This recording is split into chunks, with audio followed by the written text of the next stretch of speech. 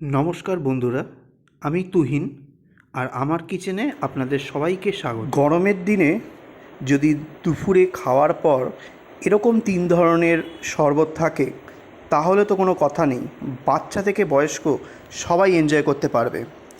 প্রথমেই বানিয়ে দেখাবো রোজ শরবত, তারপরে বানিয়ে দেখাবো বাদাম শরবত, আর বানিয়ে দেখাবো চকলেট শরবত। কিভাবে বানাতে হয় এবং ইজি প্রসেসে বাড়িতে থাকা উপকরণ দিয়েই বানিয়ে দেখাবো। চলুন প্রথম প্রসেসে আপনাদেরকে দেখিয়ে দিই।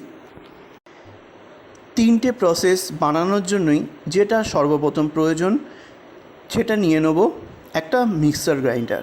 মিক্সার গ্রাইন্ডার নেওয়ার পর প্রথমে দিয়ে দেবো 500 গ্রাম টক দই। টক দইটা ভালো করে ঠান্ডা অবস্থায় কিন্তু ফ্রিজে রাখতে হবে। এখানে কিন্তু ভালো ব্র্যান্ডেরই টক দই ইউজ করবেন। অনেক সময় টক দই থেকে কিন্তু জল কেটে যায়, মানে ছেড়ে যায়, সেগুলো কিন্তু অত্যাধিক টক হয়ে যায়। এবং ফ্রেশ টক দই কিনেই কিন্তু এই শরবতটা বানাবেন। এইবার আমি 500 গ্রাম টক দইয়ের জন্য 1 কাপ ফ্রিজের জল ইউজ করছি, মানে চিল্ড ওয়াটার। 1 কাপের থেকে বেশি কিন্তু নেবেন না, তাহলে কিন্তু পাতলা হয়ে যাবে। এইবার জলটা দেওয়ার পর এবার মিক্সার গ্রাইন্ডারটা নিয়ে আমি দইটাকে ভালো করে ফেটিয়ে নেব। বলে রাখি এখানে কিন্তু কোনো মিষ্টি বা নুন ইউজ করবেন না। দেখুন দইটা আমার ভালো করে ফেটানো হয়ে গেছে। এইবার এটাকে সাইডে রেখে দেবো। রেখে দিয়ে এবার প্রথম যে লস্যিটা বানাবো সেটা আপনাদেরকে প্রথমে দেখিয়ে দিই। প্রথমে যেটা বানাবো সেটা হচ্ছে বাদাম লস্যি বা বাদাম শরবত। তার জন্য নিয়েছি 3 ধরনের বাদাম। প্রথমেই নিয়েছি 4টে আমন্ড, নিয়েছি 6টা টুকরো পেস্তা আর 4-5টা কাজু বাদাম। আর এই 3টেকেই কিন্তু আমি 2 ঘন্টা ধরে ভিজিয়ে রেখেছিলাম, আর ওপরের খোসাগুলো ছাড়িয়ে নিয়েছিলাম। এইবার একটা মিক্সার গ্রাইন্ডারের মধ্যে আমি বাদামটা দিয়ে দিলাম। খুব সামান্য পরিমাণে ঠান্ডা জল দিয়ে এটাকে একটুখানি পেস্ট করে নেব। দেখুন বাদামের পেস্টটা রেডি হয়ে গেছে। এইবার তৈরি করে রাখা যে ঘোলটা, মানে দইয়ের ঘোলটা, সেটা আমি এর মধ্যে পরিমাণ মতো দিয়ে দেবো। পরিমাণ মতো দিয়ে তারপরে দিয়ে দেবো স্বাদ অনুযায়ী চিনির গুঁড়ো। কতটা মিষ্টি খেতে চান সেই অনুযায়ী দেবেন। তারপরে দিয়ে দেবো স্বাদ অনুযায়ী বিট লবণ, আমি এখানে 1/4 চা চামচ ইউজ করেছি। তারপরে ঢাকনা দিয়ে ভালো করে এটাকে একদম পেস্ট বানিয়ে নিতে হবে, মানে একটা ঘোল বানিয়ে নিতে হবে। দেখুন রেডি হয়ে গেল প্রথম শরবতটা, বাদাম শরবত বা বাদাম লস্যি। এবার একটা গ্লাসের মধ্যে আমি এটাকে সার্ভ করে দেবো। এবার ওপর থেকে কিছু পেস্তা, আমন্ড, কাজু কুচো করা অবস্থায় ওপর থেকে দিয়ে দিতে হবে ডেকোরেশনের জন্য। দিয়ে দিলেই রেডি হয়ে গেল। চলুন এবার নেক্সট শরবতটা বানিয়ে দেখাই।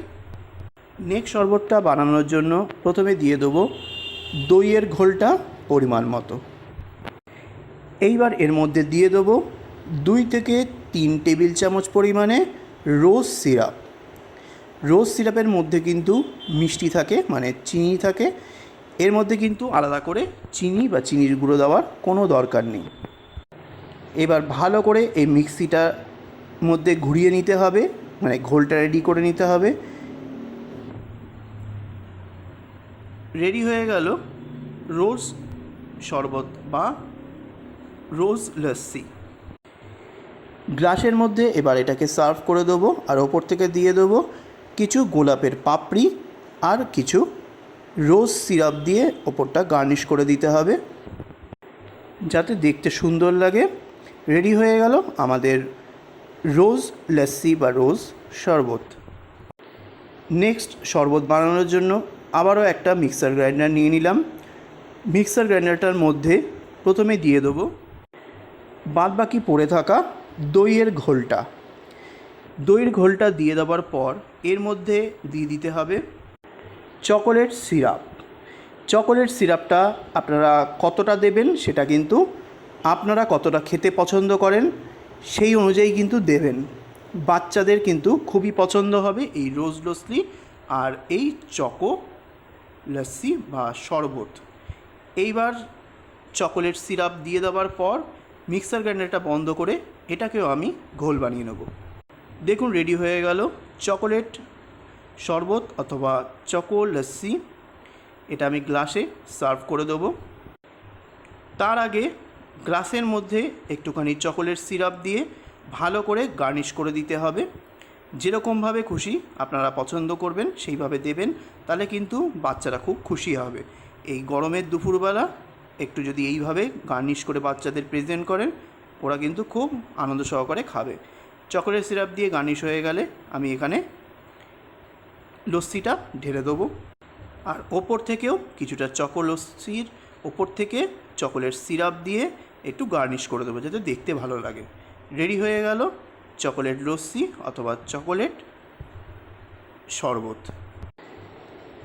রেডি হয়ে গেল আমাদের 3 ধরনের শরবত বা লস্যি। কেমন লাগলো রেসিপিটা অবশ্যই কমেন্ট করে জানাবেন। পাশে থাকার জন্য অবশ্যই কিন্তু সাবস্ক্রাইব করে বেল আইকন ক্লিক করতে ভুলবেন না যেন। নমস্কার।